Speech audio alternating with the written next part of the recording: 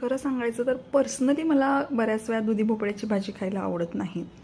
म्हणून मग मी ना सहज यूट्यूबवरती सर्च केलं होतं की काय बनवू शकतो आपण. तर मग मला ही रेसिपी दिसली की मस्त दुधी भोपळ्याचे धपाटे, आणि माझ्या ताईनी पण एकदा मला सजेस्ट केलं होतं की हे करून बघ, छान लागतं. तर सगळे जेवढे काही पिठं असतील ती सगळी मिक्स करून टाकायची याच्यामध्ये. खूप सुंदर होतो, छान टर्नआउट होतो. मुलांनाही खूप जास्त आवडतो, हेल्दी आहे, दहीसोबत खायला अत्यंत उत्तम लागतो आणि करायलाही सोपं आहे. छान पीठ मळून झालं, त्या दुधी भोपळ्याचं जे पाणी निघालेलं असतं त्याच पाण्यामध्ये मी मळून घेतलं होतं पीठ.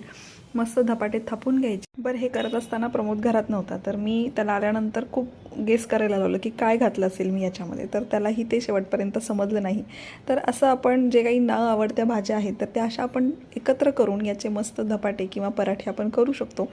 तर ओवीचं असं म्हणणं होतं की आई, तू कधी कधी मला जो धपाटा देते त्या टाईपमध्येच आहे का गं हे? म्हटलं हो हो, त्या पिठाला असाच धपाटा द्यायचा की मग तो मस्त तयार होतो, जशी तू आता छान तयार झालेली आहेस. तर धपाटे आहेत म्हटल्यावर दही तर आलीच पाहिजे. तर छान ओवीला मी आधी ते दिलं होतं खायला, तिलाही खूप आवडलं. तुम्हीही ट्राय करा आणि नक्की मला सांगा कसे वाटले.